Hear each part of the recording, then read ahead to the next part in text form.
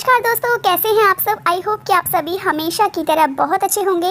दोस्तों रोज़ की तरह आज भी मैं आपके लिए लेकर आ चुकी हूँ एक बहुत ही यूज़फुल वीडियो। दोस्तों कई बार हम सारी हाउसवाइफ अपने घर में काम करते करते रोज़ इतना ज़्यादा बिजी हो जाती हैं कि हमें खुद के लिए भी वक्त नहीं मिल पाता।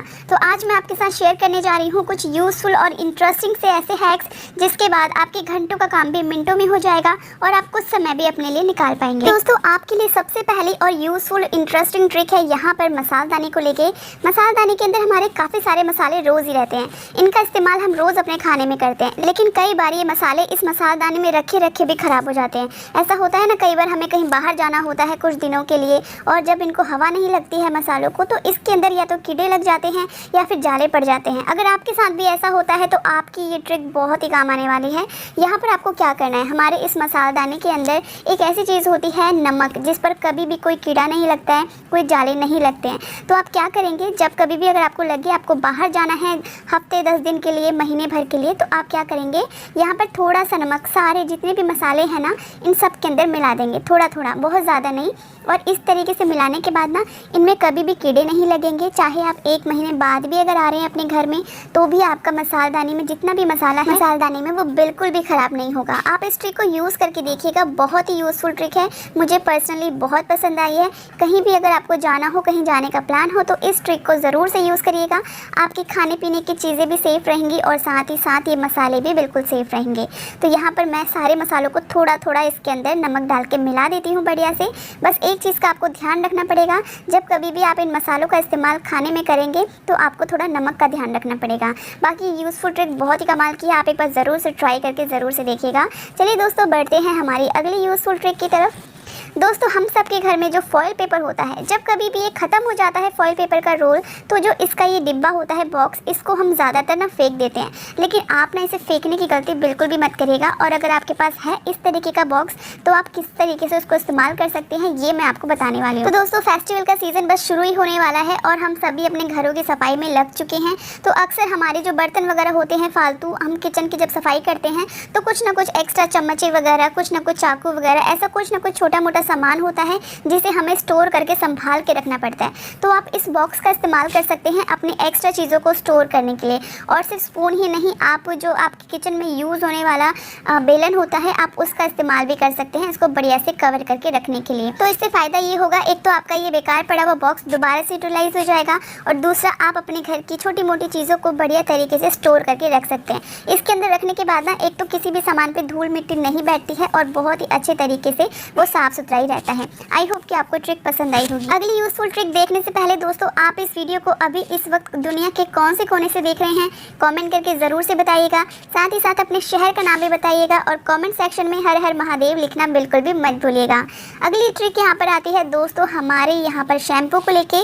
तवे के ऊपर तो हम रोज़ ही रोटियाँ बनाते हैं, खाना पीना बनता ही रहता है, लेकिन आज हम तवे पर डालने वाले हैं शैम्पू। तो मैं यहाँ पर कम से कम 4 से 5 शैम्पू के पाउच इसमें डाल दूँगी। उसके बाद हम यहाँ पर गैस को ऑन करेंगे। अब आप ये सोच रहे होंगे कि तवे के ऊपर शैम्पू क्यों डाला जा रहा है, इसका क्या यूज़ होगा, इसे गर्म क्यों किया जा रहा है। तो आप इस ट्रिक को ध्यान से देखिएगा, ये आपके घंटों के काम को मिनटों में निपटाने वाली है।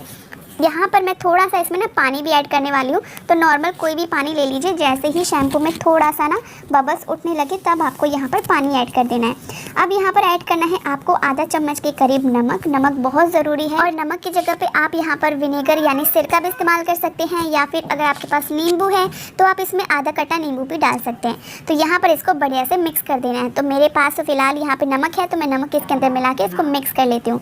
इसमें बढ़िया सा आपको थोड़ी देर के लिए उबाल आने देना है और ये जितना भी सॉल्यूशन तैयार हुआ है इसे एक बर्तन के अंदर ट्रांसफ़र कर लेना है। एक बात का ध्यान रखना है, इस सॉल्यूशन का इस्तेमाल हमें बिल्कुल ऐसे ही गरम गरम ही यूज़ करना है। अब यहाँ पर जो ये सॉल्यूशन तैयार हुआ है इसके अंदर हम अभी एक चीज़ और ऐड करेंगे। तो जो ये सॉल्यूशन तैयार है इसको बढ़िया से ऐसे मिक्स कर दें और ठंडा बिल्कुल भी ना होने दें, गरम गरम ही इसका इस्तेमाल करेंगे। यहाँ पर थोड़ा सा आपको ऐड करना है बेकिंग सोडा। बेकिंग सोडा अगर आपके पास नहीं है तो आप इसकी जगह बेकिंग पाउडर हो उसका यूज़ कर सकते हैं, या फिर अगर बेकिंग पाउडर भी आपके पास नहीं है तो कोई भी लिक्विड सोप यूज़ कर सकते हैं या फिर डिटर्जेंट भी यूज़ कर सकते हैं। अब दोस्तों हमारे जो घंटों के और मुश्किल काम है ना, ये सॉल्यूशन एक ही बार में उसका आसान कर देगा, क्योंकि अब फेस्टिवल का टाइम आ रहा है और हम सभी अपने घर की, बाथरूम की, टाइल्स की बहुत ज़्यादा सफाई करते हैं। लेकिन यहाँ पर हमें ना बहुत ही घंटों का काम करना पड़ता है। कई सारे प्रोडक्ट हम बाहर से खरीद कर लेकर आते हैं, लेकिन आप सिर्फ इस सॉल्यूशन को बनाकर रेडी रखिए। लेकिन एक बात का ध्यान रखिएगा कि आपको इसे गरम गरम ही इस्तेमाल करना है, ठंडा मत होने दीजिएगा ज़्यादा। तो यहाँ पर जब आप इसे इस्तेमाल करेंगे ना तो देखेंगे कि कितनी भी पुरानी काई भी जमी है, गंदगी जमी है, वो एक बार में ही निकल जाएगी। जितने भी कॉर्नर्स हैं आपके बाथरूम के जो कि काले पड़ चुके हैं, उसे आप एक बार में क्लीन कर सकते हैं। बहुत अच्छे से क्लीनिंग का काम ये करता है। इसके अलावा आपका जो फ्लोर है, टाइल्स है या मार्बल का फर्श अगर आपका है और अगर काला पड़ चुका है तो आप इसका इस्तेमाल उसको साफ़ करने के लिए भी कर सकते हैं। बहुत ही आसानी से और बहुत ही कम टाइम में ये बहुत अच्छे तरीके से क्लीन हो जाता है। तो बहुत ही अच्छी ट्रिक मुझे ये वाली लगी। आप इसे एक बार पर्सनली यूज़ करके देखिएगा। शैम्पू का इस्तेमाल करने से ना फर्श है, टाइल्स, उसमें बहुत अच्छी शाइन आती है। अगली यूज़फुल ट्रिक आती है दोस्तों हमारे डोर मैट को लेके। कई बार ये डोर मैट ना बहुत ज़्यादा हैवी होते हैं, इनको धोना भी हमें बड़ा झंझट वाला काम लगता है। लेकिन अगर मैं आपको एक बहुत ही यूज़फुल ट्रिक बता दूं कि आपको इसे धोना भी नहीं पड़ेगा और आपका जो डोर मैट है धूल मिट्टी से अगर भर गया है, गंदा हो गया है, तो बहुत बढ़िया तरीके से बिना पानी लगाए यूज़ कर सकते हैं। बस आपको करना ये होगा कि आपको जो कपड़े धोने का ब्रश होता है ना, उसका इस्तेमाल करना है। कोई भी ब्रश ले लीजिए। यहाँ पर आप क्या करेंगे, इस तरीके से ब्रश पे पानी वानी कुछ नहीं लगाना आपको, सिर्फ इस तरीके से आपको जैसे कपड़ों पे हम ब्रश मारते हैं ना, बिल्कुल वैसे ही आपको करना है। डोर मैट पे जितनी भी धूल मिट्टी गंदगी होगी ना, वो आप सामने देखेंगे खुद ब खुद निकलती जाएगी। उसके बाद आप इसे एक बार झाड़ लीजिएगा अच्छी तरीके से। जितना भी धूल मिट्टी होगा बिना पानी का यूज़ के एक बार में ही साफ़ हो जाएगा। तो मुझे ये वाली ट्रिक ना बहुत अच्छी लगी। आप इसका यूज़ करके देखिएगा। आपका डोर मैट चाहे कैसा भी हो, इस तरीके कपड़े वाला डोर मैट हो या फिर जो ग्रीन ग्रास वाला डोर मैट आता है, उस पर भी आप यूज़ कर सकते हैं। तो बहुत ही यूज़फुल ट्रिक लगी मुझे, तो मुझे बहुत पसंद आई। आप इसका यूज़ करके देखिएगा, आपका ना मुश्किल काम आसान कर देगी।